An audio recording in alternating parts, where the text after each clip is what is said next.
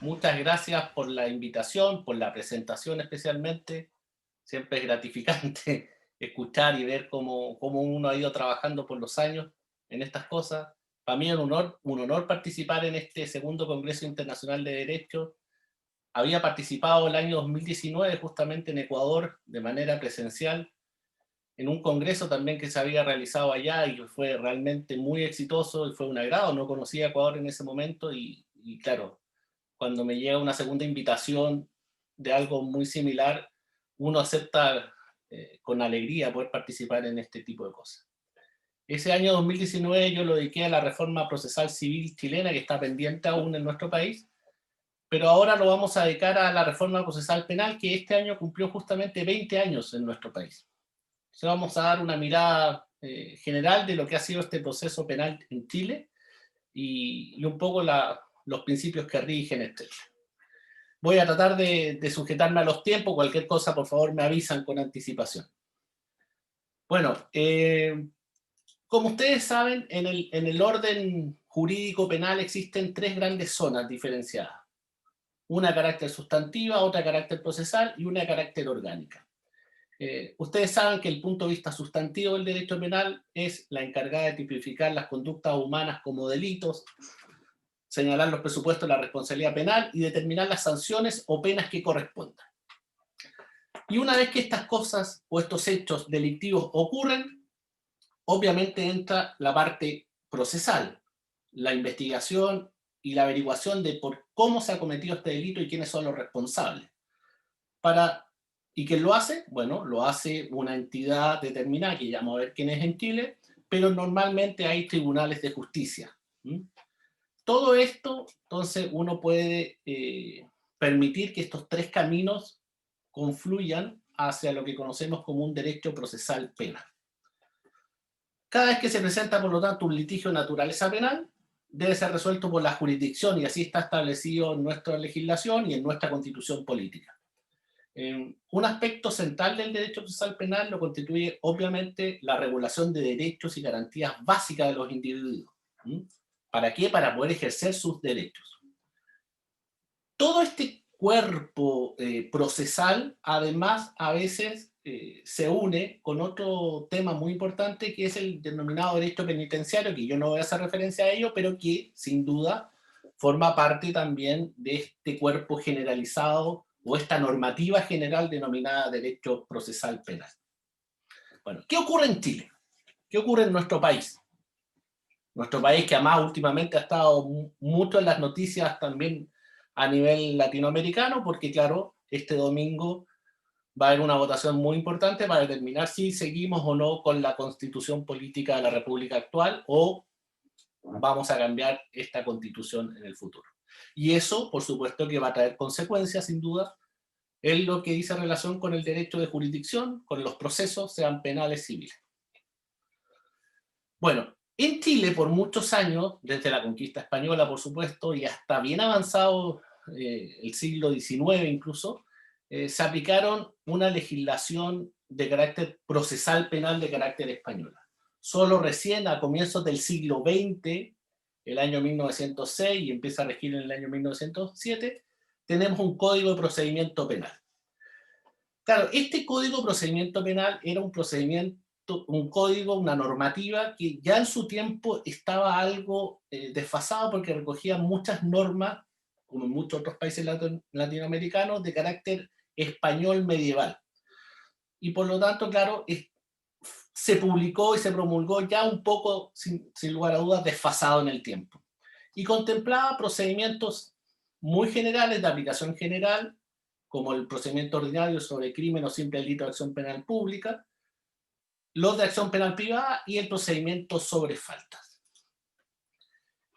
Y en términos muy generales, este proceso penal chileno de comienzos del siglo XX, que regió todo el siglo XX en nuestro país, contemplaba un procedimiento netamente escrito, de carácter sin duda inquisitivo, en que el juez penal hacía todo. Es decir, el juez penal recibía la denuncia o recibía la querella criminal, tenía que investigar, tenía que dirigir la investigación, luego tenía que acusar y luego tenía que dictar sentencia. ¿sí? Era un juez que tenía una amplia competencia, excesivamente, y que, claro, mirado desde una óptica más, digamos, de carácter de los derechos procesales, era muy cuestionable. Era muy cuestionable que el mismo juez que tenía que investigar y que tenía que acusar, luego tenía que dictar la sentencia condenatoria o absolutoria. Normalmente era una sentencia condenatoria, por supuesto. Y ese procedimiento, el Código de Procedimiento Penal chileno, se regía por dos grandes ramas, digamos así, todo escrito, eso sí, que era el procedimiento sumario y, digamos, la parte o procedimiento sumario y la parte plenaria o el plenario mismo. Pero en todos ellos estaba el juez.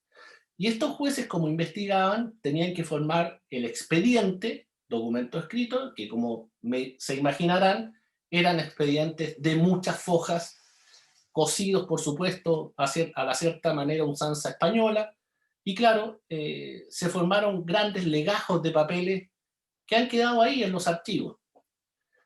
Bueno, todo eso eh, empieza a cambiar el año 1995, incluso un poco antes, cuando se inicia la tramitación de un proyecto de Código Procesal Penal.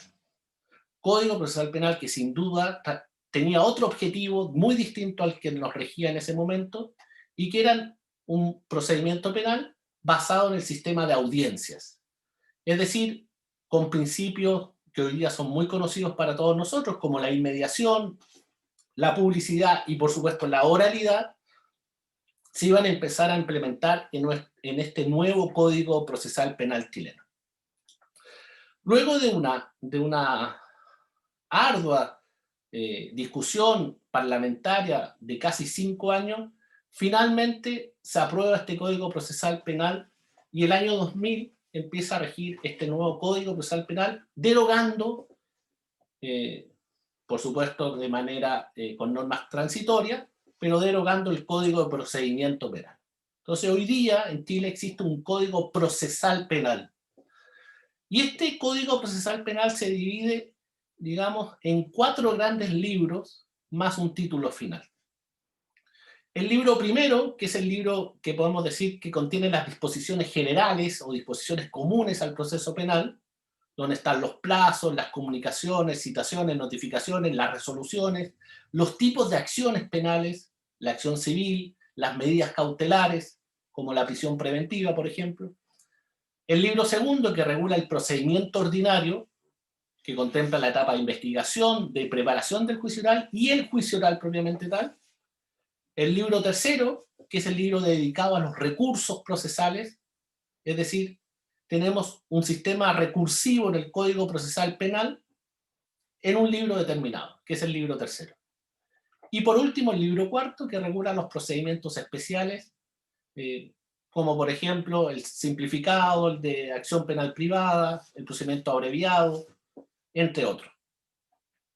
Y un título final que establecía una aplicación gradual del Código Procesal Penal chileno. El Código Procesal Penal chileno no empezó a regir en todo nuestro largo país, que son más de 4.000 kilómetros de largo, no entró inmediatamente en todo el país su aplicación.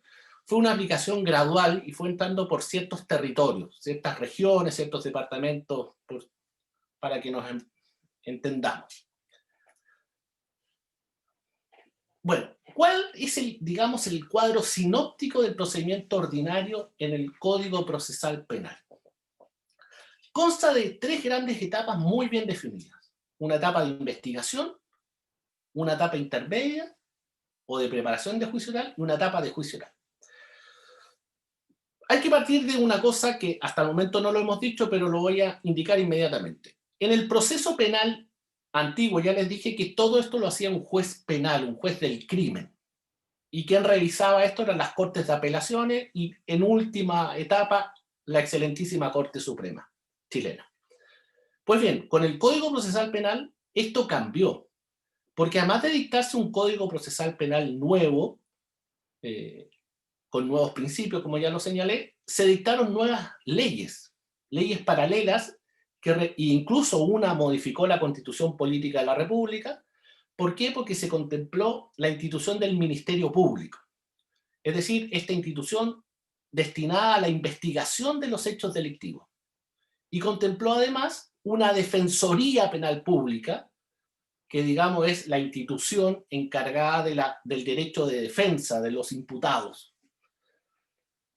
Y junto con esto hubo otras modificaciones, además de las reformas constitucionales, además de nuevas leyes, además del Código Procesal Penal, se modificó nuestro Código Orgánico de Tribunales. Nuestro Código Orgánico de Tribunales es el que regula justamente la competencia y regula además la organización de los tribunales de justicia en nuestro país.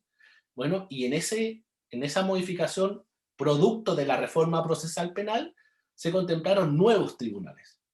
Se eliminaron los juzgados del crimen y se contemplaron dos grandes jueces, para llamarlo de alguna manera, dos grandes tribunales de primer grado jurisdiccional, que son los jueces de garantía y el Tribunal del Juicio Oral en lo Penal. La regla general es que los jueces de garantía son tribunales encargados, como el nombre lo dice, en garantizar el respeto de los derechos procesales en el proceso, tanto para el imputado como para la víctima o querellante, y también para el ejercicio, por supuesto, del Ministerio Público en su ejercicio procesal. Y por regla general conoce de la audiencia de preparación del juicio oral. En cambio, el juicio oral, por regla general en el derecho procesal penal chileno, es de competencia de un tribunal colegiado, denominado Tribunal del Juicio Oral en lo Penal. Ese Tribunal del Juicio Oral en lo Penal, que se compone de 3 jueces, conoce del llamado juicio oral o audiencia de juicio oral. Por lo tanto, en nuestro país, en Chile, hay una primera etapa, una etapa de investigación, como lo dice la lámina. Esa etapa de investigación la realiza el Ministerio Público. Una etapa intermedia de preparación de juicio oral que está a cargo de un juez de garantía, que es un juez unipersonal. Y, en tercer lugar, el juicio oral, que es conocido por un tribunal colegiado, que es el Tribunal del Juicio Oral en lo Penal. Bueno, respecto a la etapa de investigación, ya sabemos que es conocida por el Ministerio Público, que es, por supuesto, está formado por abogados especializados en el derecho penal y también, por supuesto, en el derecho procesal penal. La investigación, por regla general, comienza producto de una denuncia en cuanto se ha perpetrado algún hecho delictivo o bien por una querella criminal. La denuncia, por supuesto, se puede hacer llegar directamente al Ministerio Público, pero también se puede hacer llegar a las policías en nuestro país y ellas derivarlas al Ministerio Público. Bueno, cuando el conocimiento de un hecho reviste las características de un delito, el Ministerio Público, por normativa constitucional y por normativa legal, debe iniciar la investigación el Ministerio Público. Esta investigación que realiza el Ministerio Público se ha denominado por la doctrina como una investigación de carácter desformalizada. Es de carácter administrativo, pero desformalizada. Es decir, el Ministerio Público, a través de diversos instructivos que va dictando el fiscal nacional, va indicando cuáles son los pasos para proceder a una investigación. Y justamente en este proceso de carácter desformalizado, de carácter administrativo, los fiscales se ayudan, por supuesto, de las policías para realizar la investigación. Sin embargo, el Código Procesal Penal ya contempla normas de garantía procesal, entre ellas, por ejemplo, si se pretende por el Ministerio Público realizar una actuación que prive al imputado o bien a un tercero el ejercicio de derechos asegurados por la Constitución, o los perturbe o los restrinja, bueno, ahí requiere la intervención de este juez de garantía que yo les hablaba. Por lo tanto, el Ministerio Público no es que pueda hacer lo que quiera, está controlado, entre comillas, fiscalizado por la actuación que puede en su momento hacer el juez de garantía, el que va a revisar de qué manera la actuación del Ministerio Público se comporta o no conforme a derecho. Bueno, y dentro de la etapa de investigación hay una institución muy importante denominada audiencia de formalización de la investigación. ¿Por qué es tan importante esta audiencia de formalización de la investigación? La formalización de la investigación es el acto por el cual el Ministerio Público comunica al imputado, en presencia del juez de garantía, con la presencia además del defensor público o privado, el abogado privado que tenga el imputado. Bueno, el fiscal, el Ministerio Público, le comunica al imputado que se está desarrollando una investigación en su contra, ya sea en calidad de autor, cómplice o encubridor, por hechos determinados. Esta audiencia, que es, digamos, para llamarlo de alguna manera, la primera gran audiencia oral que hay en el proceso penal chileno, tiene una importancia fundamental. ¿Por qué? Porque esta audiencia oral, donde rige la inmediación y rige la publicidad, en esta audiencia ya queda determinado, en primer lugar, el hecho a investigar. Y esto va a tener mucha importancia para la acusación posterior que haga el fiscal y, finalmente, para la sentencia que debe dictar el Tribunal del Juicio Oral en lo penal. En virtud del principio de congruencia, por lo tanto, hay una relación entre la formalización de la investigación, la audiencia de preparación de juicio oral y la audiencia de juicio oral propiamente tal. Y además de quedar determinado, de alguna manera, el objeto del proceso penal, rige además un principio de preclusión de plazos, porque es aquí, desde la audiencia de formalización del juicio oral, que se va a contar el plazo ya determinado para investigar, que en nuestro Código Procesal Penal es de un plazo máximo de 2 años, máximo 2 años. Pero normalmente este plazo es fijado por el juez de garantía y normalmente es un plazo menor.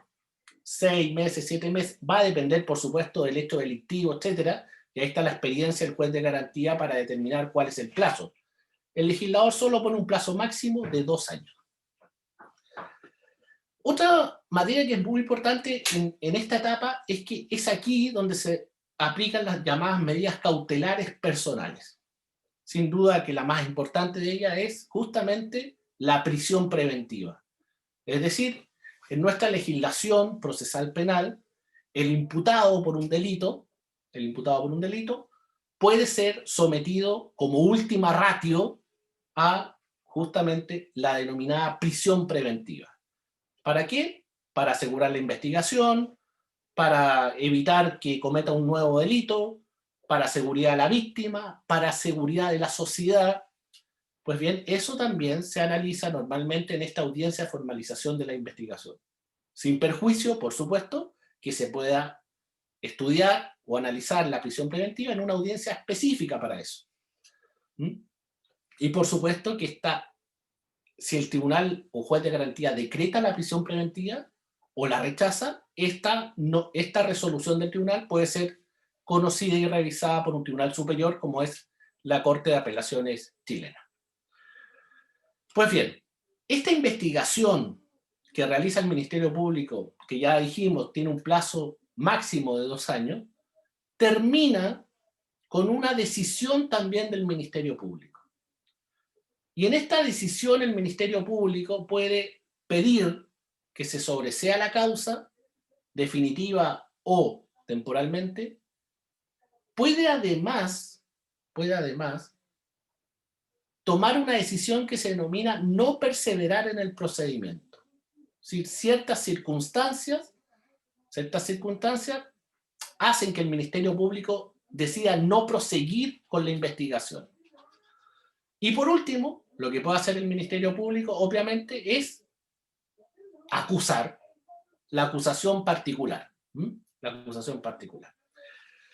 Bueno, estas son las actuaciones propias del Ministerio Público. Propias del Ministerio Público, pero, como ya les he señalado, con una intervención bastante oportuna y pertinente del juez de garantía como garante de los derechos procesales. Cuando el Ministerio Público decide acusar, se abre la segunda etapa procesal, que es la denominada audiencia de preparación del juicio oral. ¿Y qué es esta audiencia de preparación del juicio oral? Bueno, es una audiencia, como el nombre lo indica, donde rige el principio también de la oralidad, de la inmediación y de la publicidad, y en la cual tiene que estar presente, obviamente, el juez de garantía, el imputado el defensor y el Ministerio Público, como sujetos procesales esenciales que participan en ello. Obviamente que también puede participar, si es que lo hay, el querellante que haya interpuesto su querella criminal en su momento. ¿Y para qué sirve esta audiencia de preparación del juicio oral? Bueno, en esta audiencia de preparación del juicio oral se deben corregir los vicios formales que existan, ya sea en la acusación o en la demanda civil que se haya ejercido. Puede además el acusado, es decir, el imputado que ahora tiene el rango procesal de acusado, de oponer excepciones de previo y especial pronunciamiento. Y también se va a discutir en esta audiencia, obviamente, acerca de la prueba que se va a rendir, de cuáles son los medios de prueba, cuáles son los medios probatorios que se van a rendir en la audiencia de juicio oral.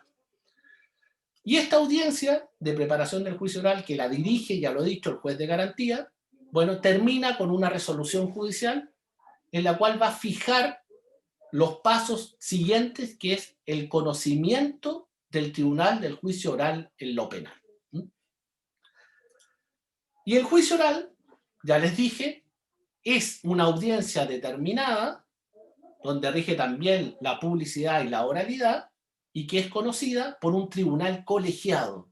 En nuestro país se diferenció de otras legislaciones procesales penales y contempló un tribunal del juicio oral en lo penal.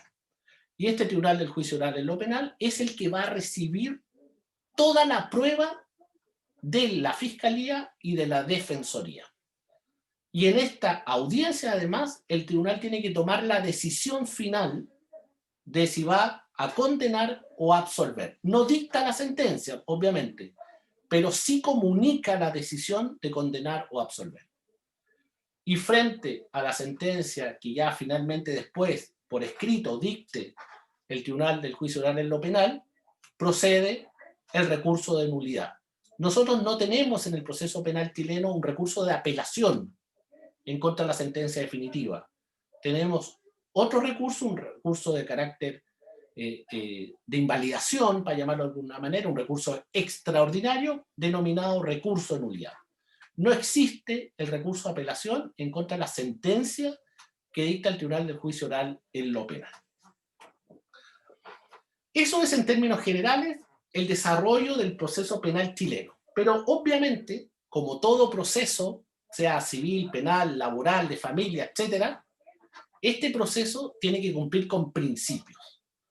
Principios que son, en el fondo, rigen el camino justamente del proceso penal chileno. ¿Y cuáles son estos principios? Bueno, ahí están señalados en las láminas, por supuesto. El primero de ellos es el principio de oficialidad. Este es un principio constitucional en nuestro país y no es más que es el Estado quien debe perseguir los hechos delictivos de relevancia, los llamados crímenes, simples delitos, incluso faltas. Pero aquí nuestro legislador, por supuesto, ha hecho una distinción y ha distinguido entre acción penal pública, acción penal privada y acción penal mixta. Me voy a referir a eso en un momento más. Pero el principio de oficialidad, entonces, el Estado es el encargado de perseguir los delitos. ¿Y cómo lo persigue?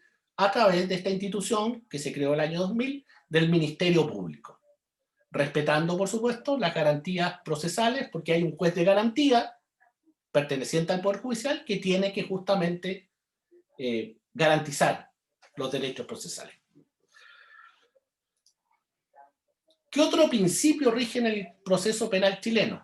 El principio de la verdad real o material, que es el llamado principio de investigación oficial. En realidad, en estricto rigor, en nuestro sistema chileno, debemos decir que como no es el juez el que investiga, sino que es un ente distinto denominado Ministerio Público, este Ministerio Público, por supuesto, que lo que quiere obtener es lograr, ojalá al máximo, lo más cercano a la verdad. Lo más cercano a la verdad. Una vez que tenga la convicción el Ministerio Público de acusar, claro, después habrá que probar, por supuesto, en el tribunal, si esas pruebas permiten o no, finalmente, más allá de toda duda razonable, para que el tribunal pueda resolver definitivamente la situación que se le ha planteado por el Ministerio Público y si condena o absuelve. ¿Me dan un segundo, por favor? Espérenme.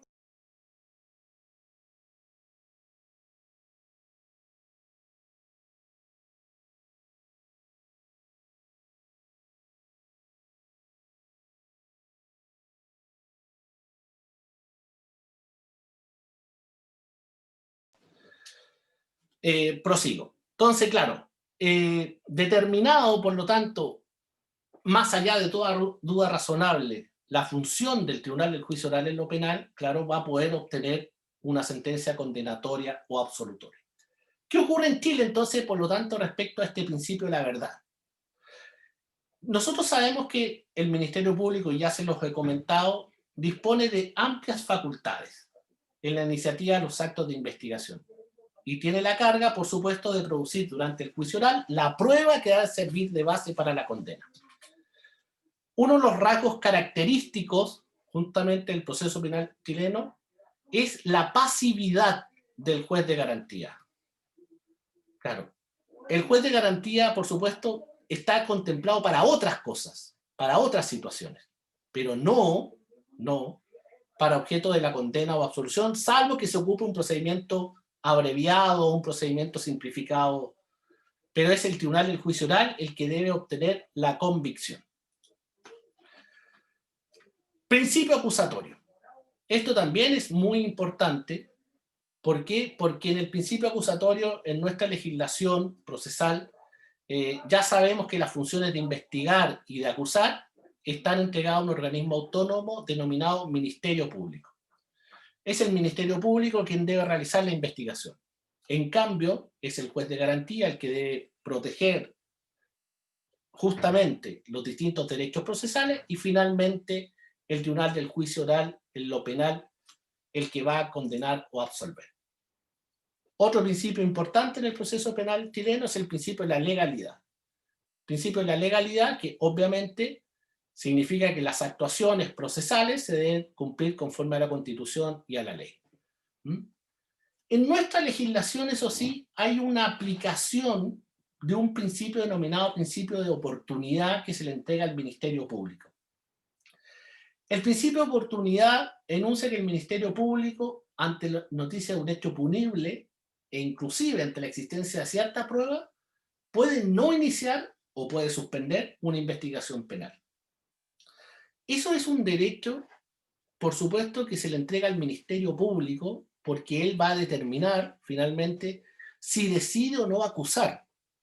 Por lo tanto, si decide no acusar, podrá solicitar el sobreseimiento al juez de garantía o bien podrá ordenar no perseverar en la investigación. Esta situación del llamado principio de oportunidad, que permite no seguir con una investigación porque no hay, en el fondo, interés público gravemente comprometido en el país,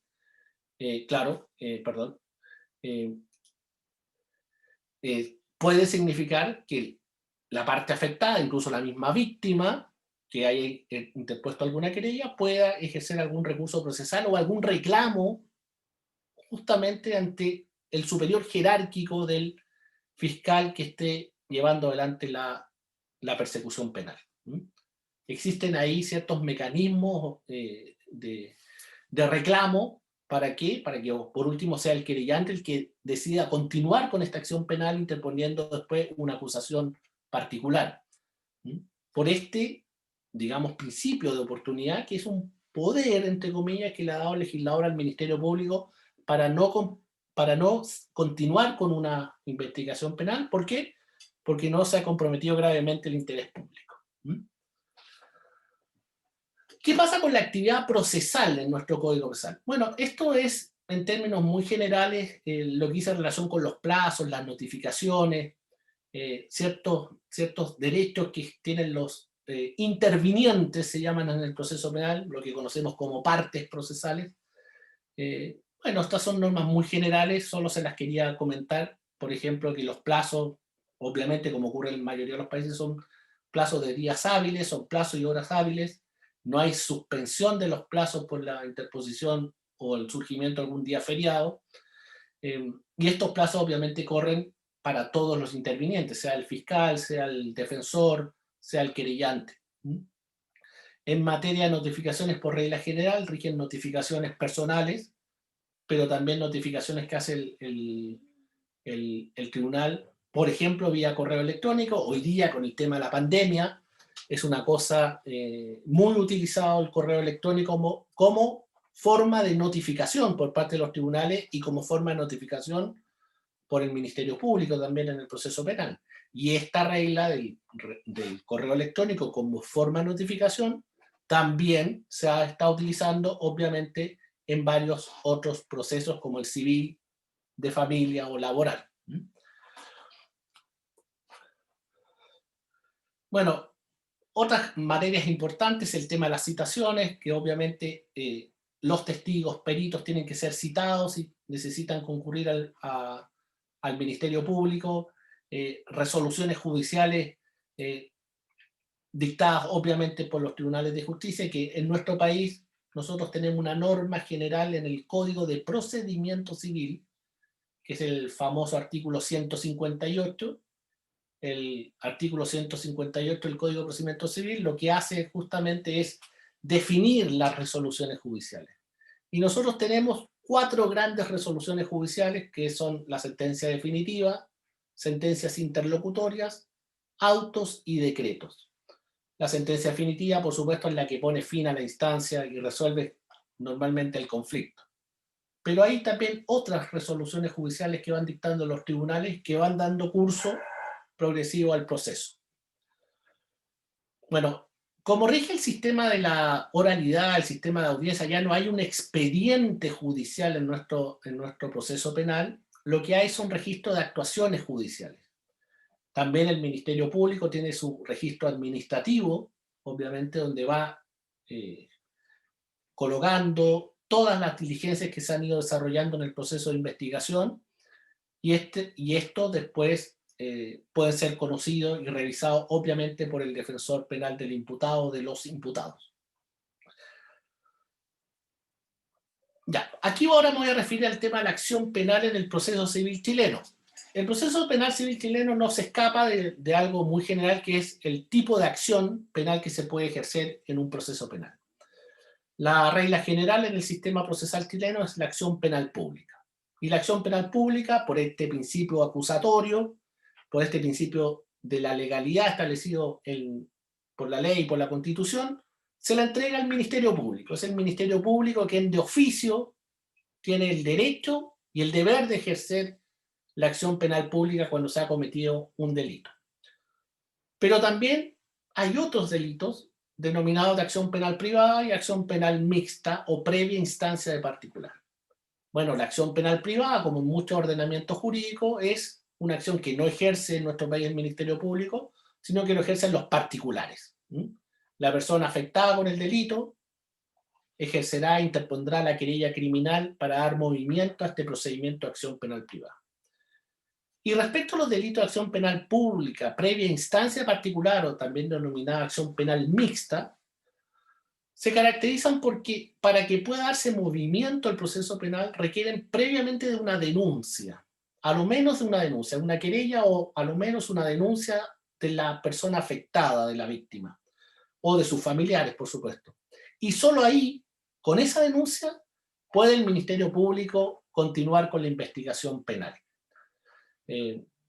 Ocurre con ciertos delitos, por ejemplo, en nuestro país, con los denominados delitos que atentan contra la sexualidad, son delitos de acción penal pública previa instancia particular. Se requiere necesariamente la denuncia de la víctima de ese delito sexual para dar inicio al proceso penal. No puede el Ministerio Público de oficio, salvo, por supuesto, que se trate de menores de edad. Ahí sí que puede el Ministerio Público actuar de oficio. Bueno, como les indiqué antes, la regla general es que las acciones penales, la acción penal pública, por regla general, se actúa de oficio con el Ministerio Público. Pero nada obsta que también la víctima, el afectado con el hecho delictivo, puede interponer una denuncia, ejercer una denuncia o interponer directamente una querella criminal. En nuestro país, por supuesto que la acción penal pública, como es una acción que está entregada al Ministerio Público, si la víctima ejerce una querella y por lo tanto ejerce una acción penal pública, esa acción penal pública que ejerce el querellante no se extingue por su renuncia, no se extingue el proceso, porque el proceso sigue a través de la actuación del Ministerio Público. A veces ocurre que hay querellantes o víctimas que no quieren seguir con el proceso, pero la obligación constitucional hace que el Ministerio Público tenga que igual manera investigar y tal vez acusar y luego llevar el asunto ante el Tribunal del Juicio Oral en lo penal. Y por lo tanto, la renuncia o el desistimiento del querellante no produce ningún efecto respecto a la acción penal pública. Sí lo produce respecto a la acción penal privada, por supuesto. Otra cuestión que hace hincapié el Código Procesal Penal es que la acción penal, sea pública o privada, se instala solo contra personas responsables del delito. Obviamente que también en nuestra legislación, a través de la ley 20.393, la acción penal ya no solo se dirige contra personas naturales, se puede también ejercer en contra de personas jurídicas, y las miembros del directorio de una sociedad, por ejemplo, pueden ser responsables penalmente a través de la persecución por medio de la ley 20.393. ¿Hay acción civil en el proceso penal chileno? Por supuesto que hay acción civil en el proceso penal chileno. Por regla general, la acción más utilizada en el proceso penal chileno es la acción civil indemnizatoria. ¿Por qué? Porque es aquella que tiene por objeto obtener la reparación de los perjuicios provenientes del delito.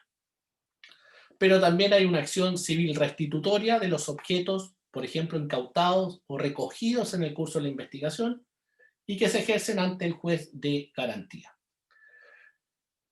La acción civil en el proceso penal chileno, eso sí, solo puede ejercerse en contra del imputado, no contra terceros civilmente responsables, como ocurría en el antiguo sistema chileno, que se podía hacer. Hoy día no, en el proceso penal chileno actual, la acción civil se dirige solo en contra del imputado, pero no contra terceros civilmente responsables. Los terceros civilmente responsables podrán ser perseguidos a través de una acción civil, pero ante el juez civil, no ante el juez penal. Otra cuestión que es interesante, respecto a la acción civil, es que la víctima puede preparar la demanda civil, con posterioridad a la formalización de la investigación, a esta audiencia que les comenté al inicio de la presentación. Por ejemplo, solicitando prácticas de diligencias determinadas. Se pueden pedir también, por supuesto, en virtud de la acción civil, medidas precautorias, o también denominadas medidas cautelares reales.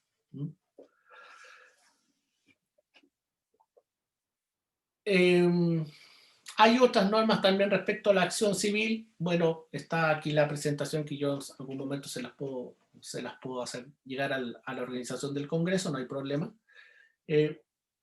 Otra cuestión que es importante es lo que yo les he hablado del proceso penal denominado de los intervinientes o sujetos procesales. Los sujetos que intervienen en el proceso penal en Chile son, primero, el juez y sus, por supuesto, auxiliares, el tribunal. Luego están los que acusan y llevan adelante la pretensión penal, que por regla general ya les dije, es el Ministerio Público, pero sin perjuicio que pueda actuar además el querellante y la víctima o sus familiares.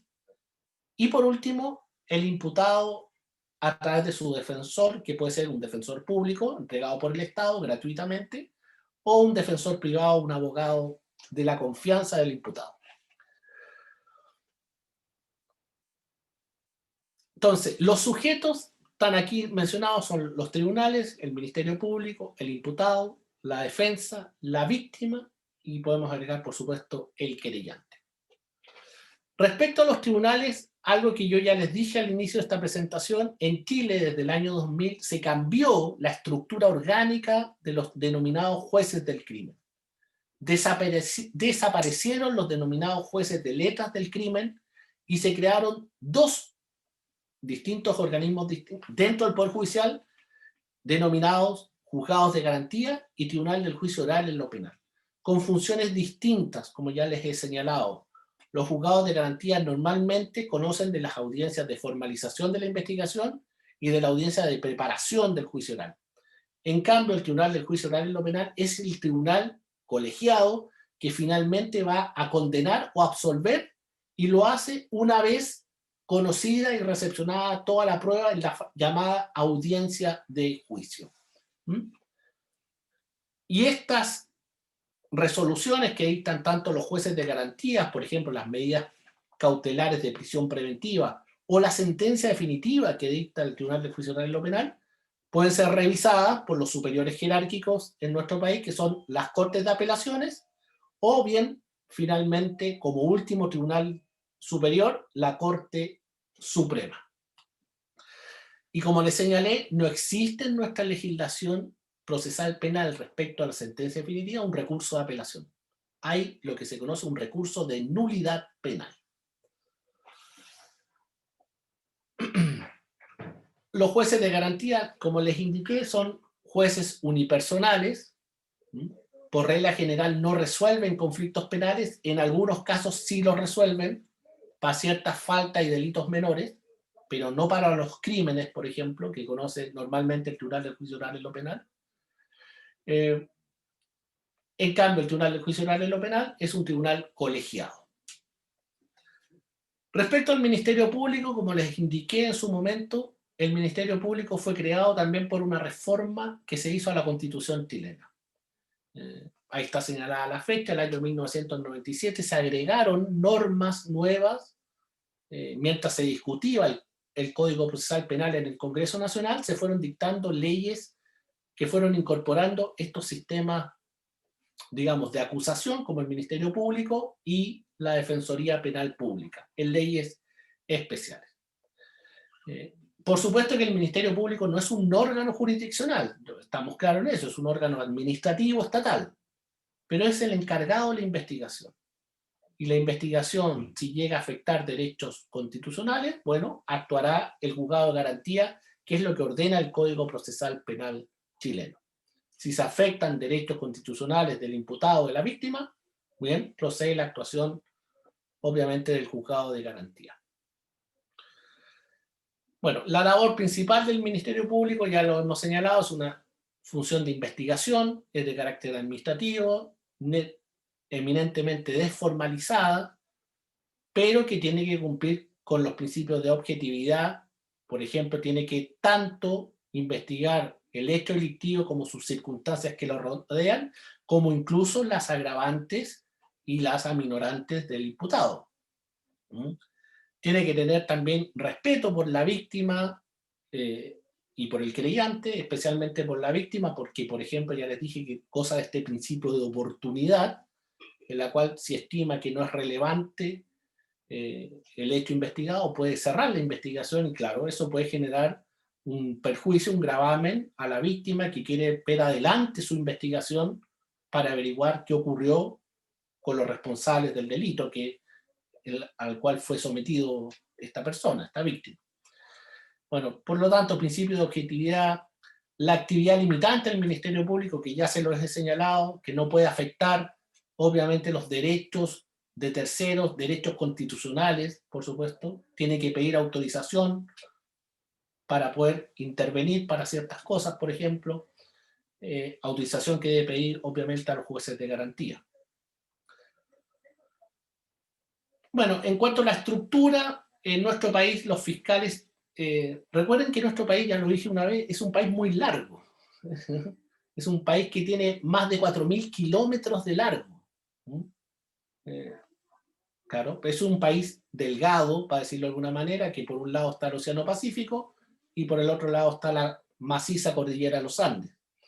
Pues bien, en este largo país de 4.000 kilómetros, nuestro país se divide en ciertas secciones denominadas regiones, y en cada región hay un fiscal regional, y a su vez en las fiscalías regionales hay fiscales locales o fiscales adjuntos, que son los encargados finalmente en cada ciudad importante de llevar la investigación.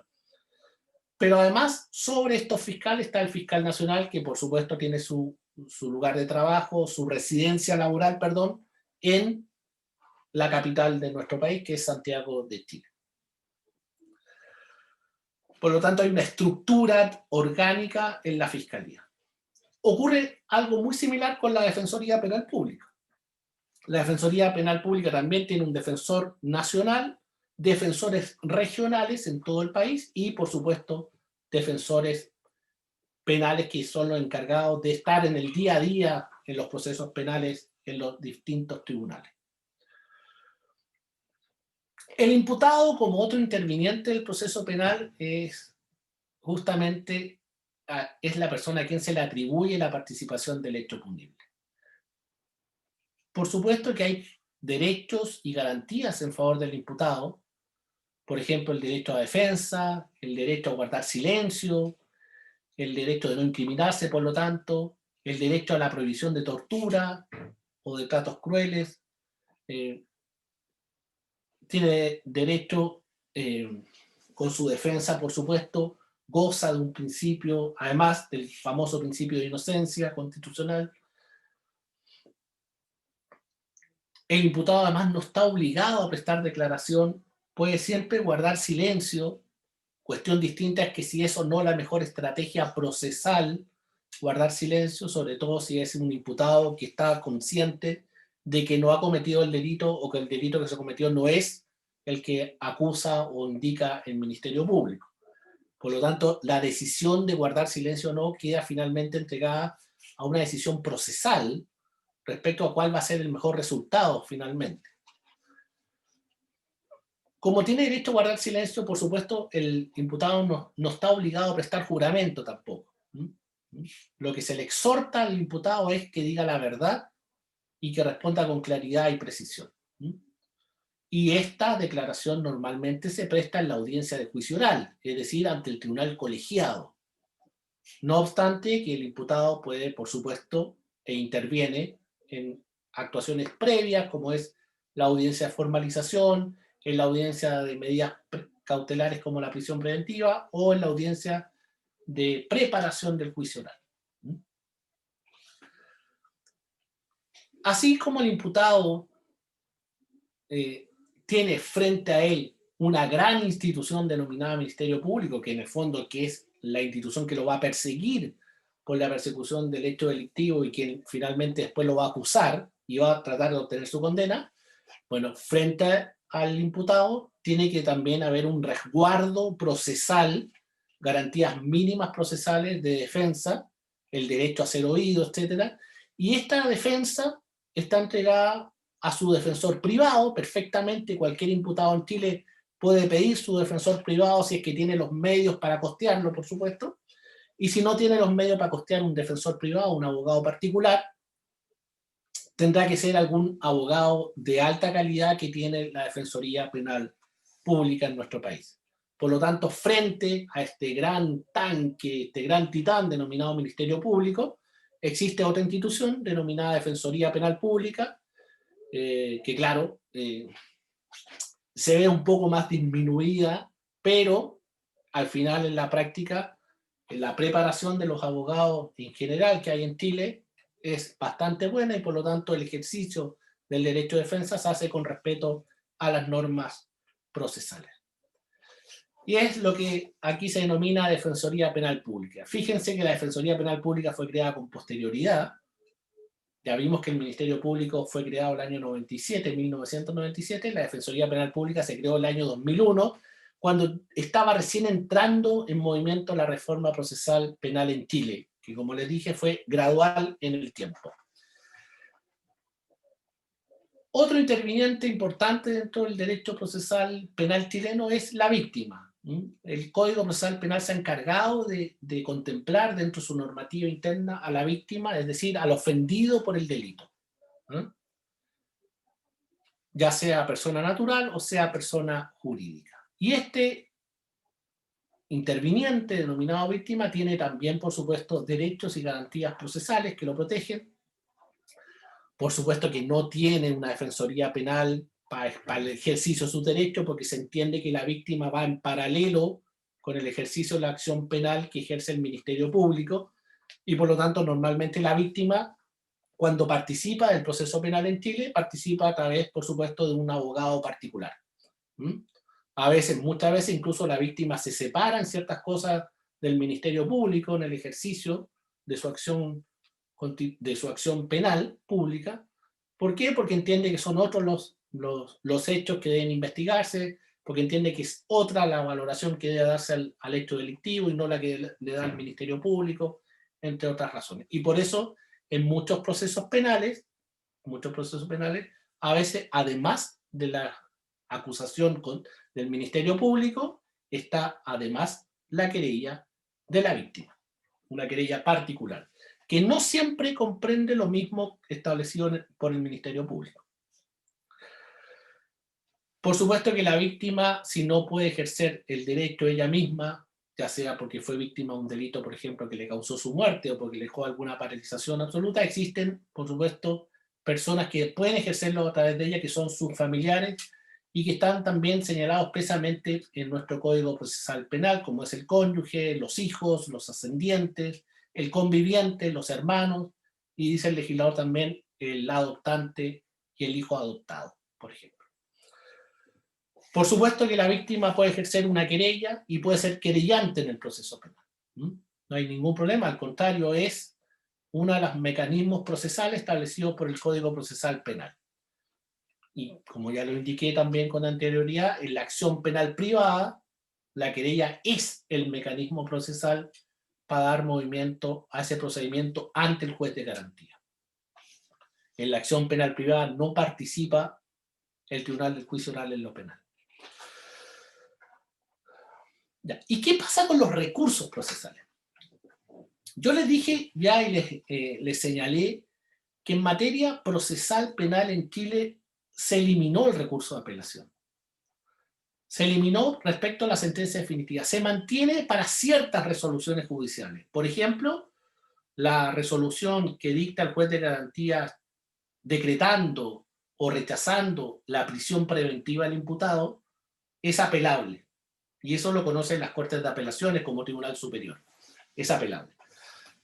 Pero fíjense que respecto a la sentencia que dicta el Tribunal del Juicio Oral en lo penal, que es la sentencia penal por antonomasia, condenando o absolviendo, ahí no hay recurso de apelación. Y la pregunta que debemos hacernos es, ¿por qué el legislador chileno eliminó el recurso de apelación del proceso penal?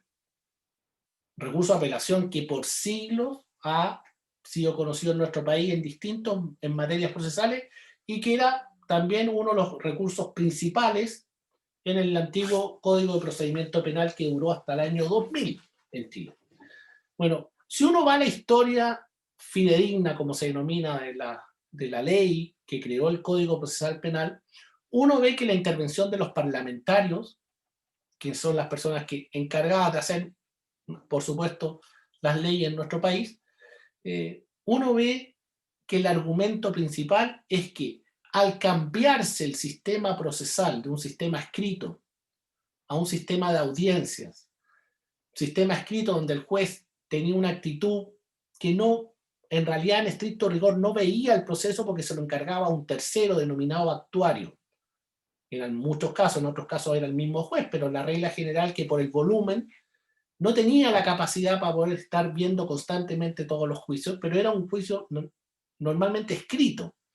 En cambio, en la reforma procesal penal se dice en la historia de la ley, como va a ser un sistema de audiencias, donde va a regir el principio de inmediación, el principio de la oralidad, el principio de la publicidad, y por lo tanto va a haber un contacto directo del juez con el imputado, con la víctima, con la prueba, se dice, entonces la instancia, el recurso de apelación no puede ser el mecanismo procesal para revisar la sentencia definitiva. Porque entiende el legislador chileno que la revisión de la sentencia definitiva a través de un recurso de apelación atentaría contra el principio de la inmediación. ¿Por qué? Porque el Tribunal del Juicio Oral en lo Penal es el encargado en un día o en 2 días o cuánto duren las audiencias de poder ver ante sí a la prueba testimonial, la prueba pericial y, por supuesto, la prueba documental que se acompañe. Por lo tanto, se dice que eso causaría un problema con justamente el principio de inmediación. Entonces, ¿qué es lo que hace el legislador chileno? Lo que hace el legislador chileno derechamente es eliminar el recurso de apelación respecto a la sentencia del Tribunal del Juicio Oral en lo penal, y lo que hace es contemplar un nuevo recurso, el recurso de nulidad penal. Por lo tanto, el recurso de nulidad penal, que es conocido por las Cortes de Apelaciones, o bien incluso directamente por la Corte Suprema, sin pasar por las Cortes de Apelaciones, en ciertos casos, es el nuevo mecanismo procesal que está operando en nuestro país hace ya 20 años. Les pongo ahí la norma justamente del Código Procesal Penal que entrega competencia directa desde un tribunal de juicio oral a la Corte Suprema, sin pasar por las Cortes de Apelaciones, que es el caso del artículo 373, letra A del Código Procesal Penal.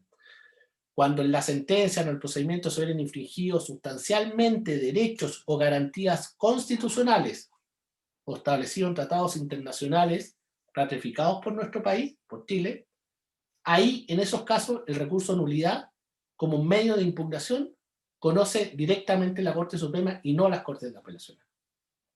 En todos los otros casos, que no son estos, por ejemplo, son otros, por ejemplo, la vulneración de la prueba de acuerdo a la apreciación de la prueba de acuerdo a la regla de la sana crítica, o por problemas de incompetencia, entre otros casos, por ejemplo, o por haber existido un error en materia de determinación del hecho punible, etc., ahí sí conoce la Corte de Apelaciones como tribunal competente para revisar lo actuado por el Tribunal del Juicio Oral en lo penal. Y en algunos casos, a través del recurso de nulidad, lo que podrá hacer es anular el procedimiento penal y por lo tanto verá un nuevo Tribunal del Juicio Oral en lo penal revisar este nuevo juicio, o bien nuestra legislación permite que se acoja la causal del recurso de nulidad y sea la misma Corte de Apelaciones quien dicte una sentencia de reemplazo, en la cual modificará obviamente lo resuelto por el Tribunal del Juicio Oral en lo penal chileno.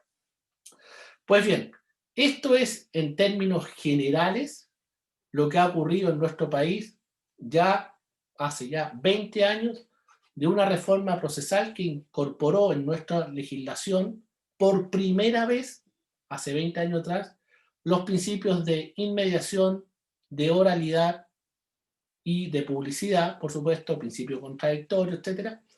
Y esto fue muy importante en nuestro país porque permitió que después otros sistemas procesales como el proceso laboral chileno, el sistema procesal de familia, donde están involucrados incluso menores de edad, se haya también pasado de un proceso escrito a un proceso de inmediación o de oralidad.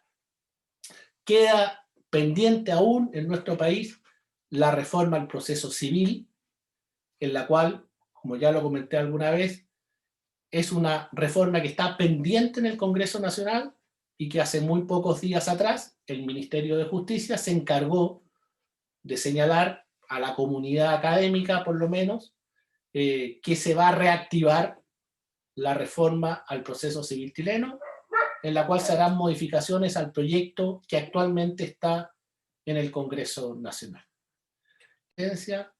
Y por haberme escuchado, y especialmente muy agradecido porque me hayan invitado a este importante Congreso Internacional. Muchas gracias.